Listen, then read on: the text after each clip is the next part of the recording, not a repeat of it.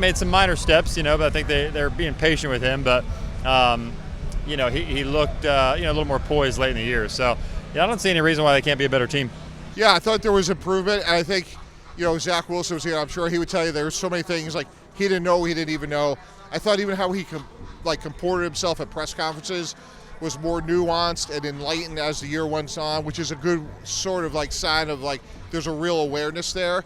And he has to learn how valuable it is to protect the ball and how a punt's a good play and when to slide, when to run. He made some big plays with his feet.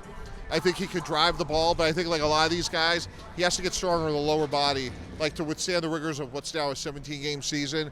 I think his lower body needs to fill out, but there's reasons to be encouraged. Anytime you start a young quarterback and you just throw him out there, let's see how he does, it's like you're going to have some really great moments, you're going to have some really awful moments. I'm actually okay with that.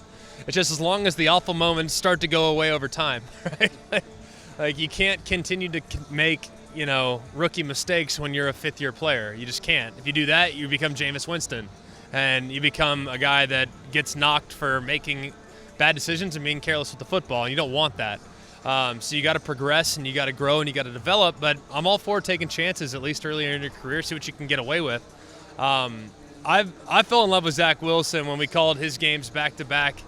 Not his last year at BYU, but his second to last year at BYU. We called a game at Tennessee, and then we followed it up the following week in Provo against USC, and saw him win both those games. Didn't play as well against SC, but the plays he made against Tennessee were spectacular down the stretch, and he ended up winning it for his team in overtime after overcoming what were insurmountable odds.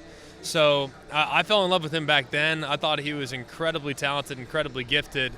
Now it's just about becoming more consistent, and that's, I think, the progression for every young quarterback is you have the gifts, you have the natural ability, but now can you do so in a rhythmic manner?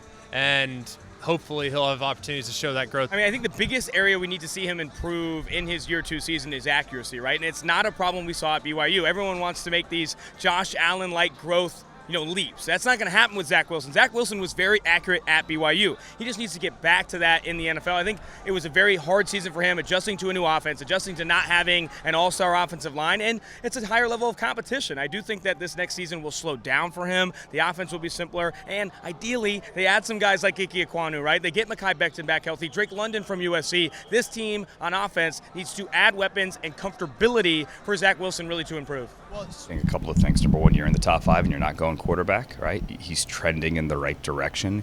Everyone knew it's going to be a learning process, but a learning process for everyone. Not only Zach Wilson to the NFL, but Zach Wilson into a new offense, everyone else into a new offense. That O-line still coming into form, trying to stay healthy, which it didn't, obviously, all year. I think they can be happy to sit here and say we're not looking at the quarterbacks. We're looking to build around that quarterback, and that the future is bright.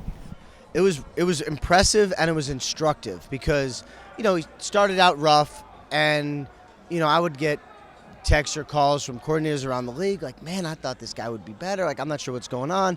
And then he basically took a break, injured, but basically took a break. And it's incredible how helpful that is to just take a deep breath, take stock, learn, understand what's happening around you, get your feet under you, and then when he came back, he was much better. And you could see this is the guy they drafted. It wasn't just there's some throws he made where you're okay, and then a couple runs where you're all right, this guy's got it. But it's also managing the game, decisions, ease, not being tense, all those sort of intangibles that are important for a quarterback. You could start to see it by the end of the year. I think around the league, the thoughts on him, there's a lot of optimism regarding, I think, what he's going to be.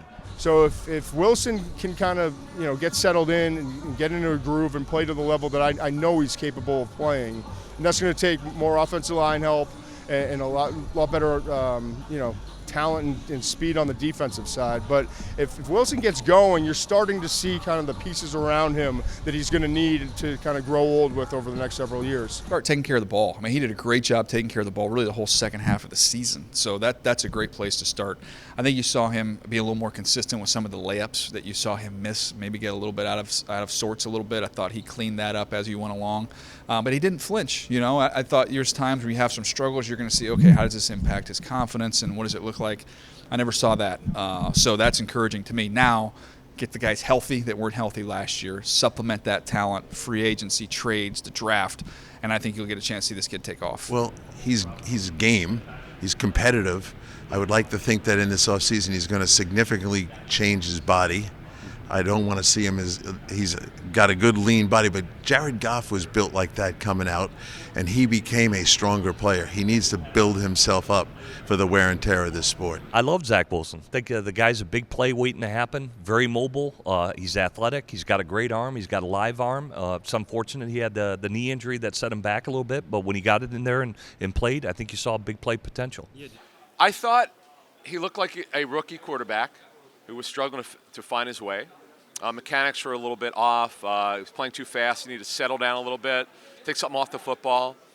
And then second half, at times you go, okay, that looks like a high first-round pick. And that's all you want to see for a guy.